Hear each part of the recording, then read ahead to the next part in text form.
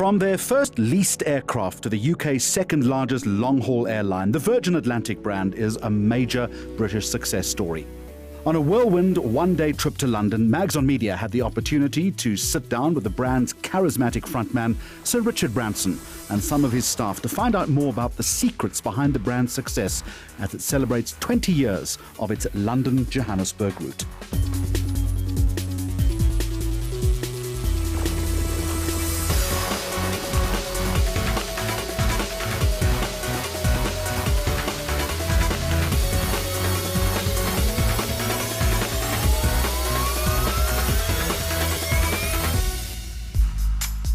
Founded in 1984 by the adventurous and charismatic Sir Richard Branson, the Virgin Atlantic brand has since become a well-loved and popular airline.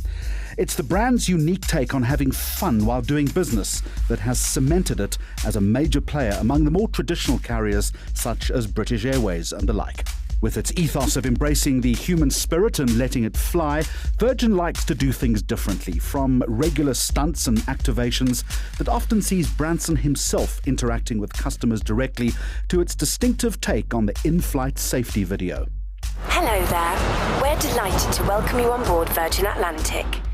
The airline, however, did not manage to escape the repercussions of the tough economic climate a couple of years ago, showing substantial losses and cutting jobs like many of its competitors. The brand benefited from a strategic partnership with major American airline Delta. It was a deal that was done in 2012. Despite the hardships, the brand also enjoyed many successes. For example, leading the way in the early 90s in incorporating the first super economy offering, which went on to become its award-winning premium economy class. Innovation and disruption is the key to the brand's strategy, and it seems it's undeniably Branson's front and center approach that has set the airline apart from its more traditional counterparts. Sir Richard Branson, first of all, a very warm welcome to eNCA. Thank you so much for inviting us on this anniversary flight as well. Let me start with an easy one, if I can. We've got difficult ones coming. Difficult ones coming. This is the 20th anniversary flight to Johannesburg, London. Do you still get a thrill out of flying? We're about to board in 2 hours or so. Do you still feel something for it?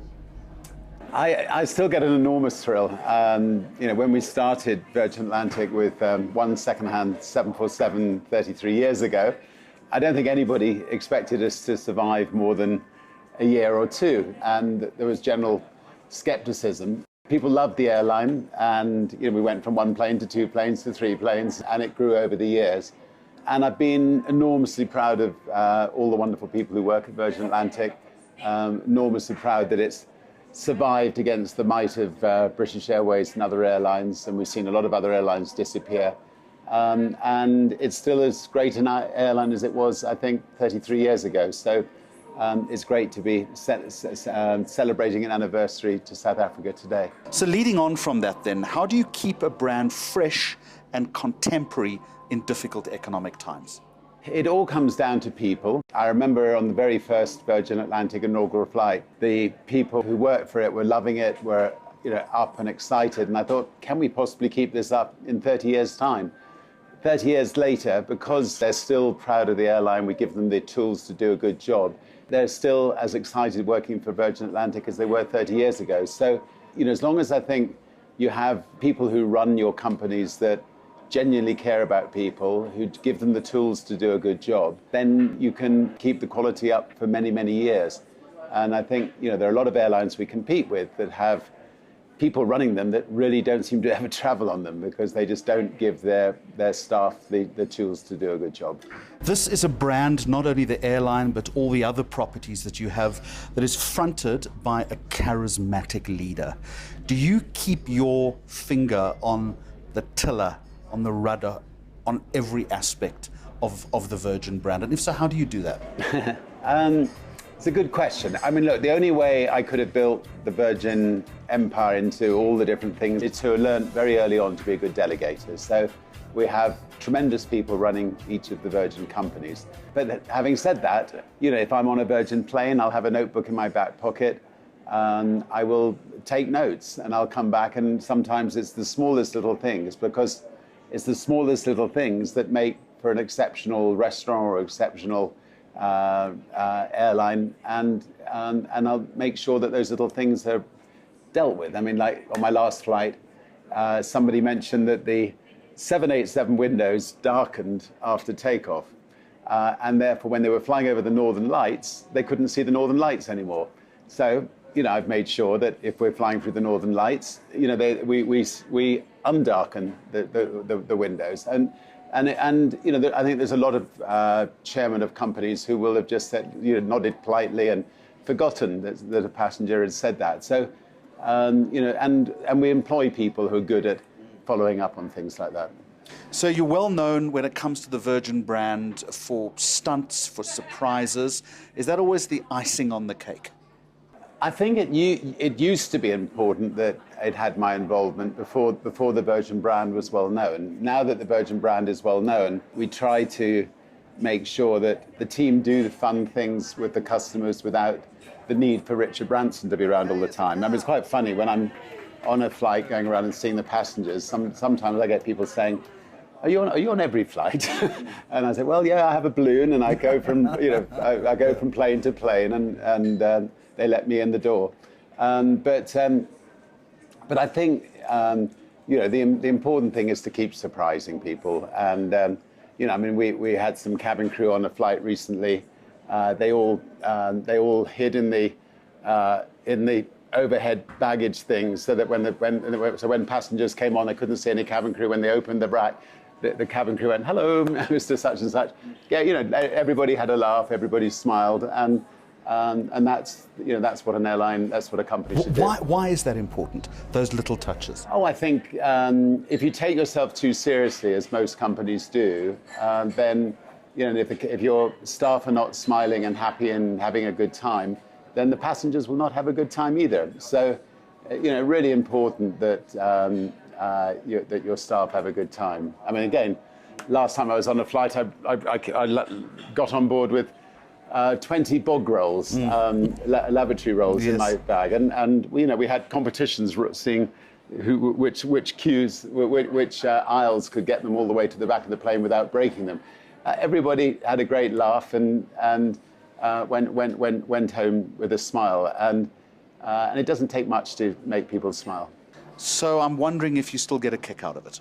I get a kick out of life, I mean, I've had the most extraordinary life. I've had a very fortunate life. I'm lucky to have survived a lot of foolish things I've done in my life, and I love every minute of it. And I like to throw myself into whatever I'm doing. So this trip to South Africa, I've opened a wonderful new club in Cape Town, launched a new insurance company, had a meeting with 70 businesses at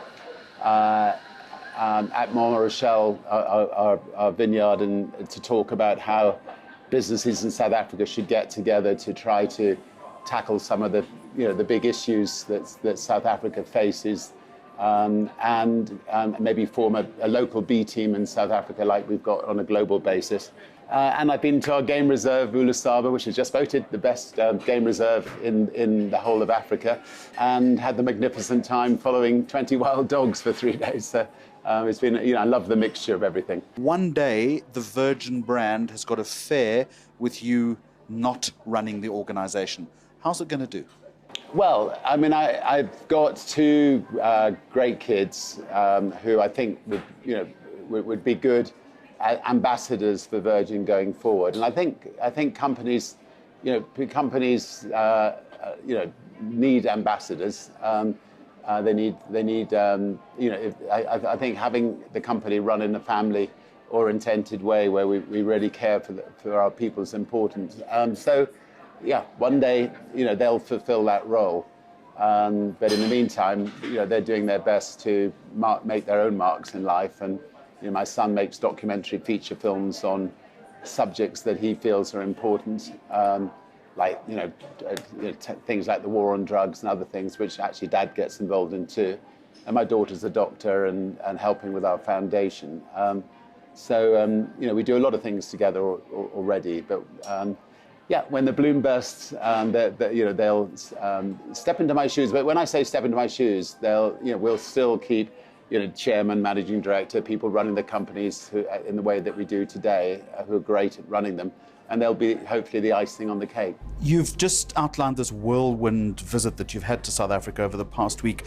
Why do you still see opportunity and potential in South Africa? Look, I think that there have been some hiccups in South Africa. I was lucky enough to work with Nelson Mandela and Archbishop Tutu for many years. Then with Thabo Mbeki on some projects. And South Africa has been through a tough few years. But I'm hopeful that either the current leader will get his act together and lead 100% for the sake of the people, or somebody will step into his shoes who will realise that that a leader's job is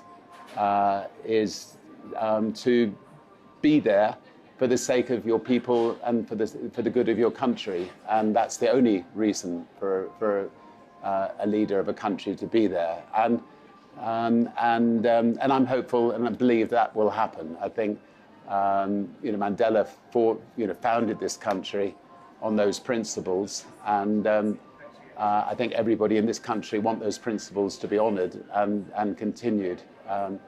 One thing I did while I was down here was to spend time with Archbishop Tutu. We talked a lot, and obviously he dearly wants to see the country continue in the way that he and Mandela, set it up, set about to set it going, and I just hope for both those people's sake that will happen. True to form, Sir Richard Branson also entertained customers on the flight between Johannesburg and London. Next on Mags on Media, the Virgin Atlantic Johannesburg route by numbers, and later the thinking behind the big brand strategy.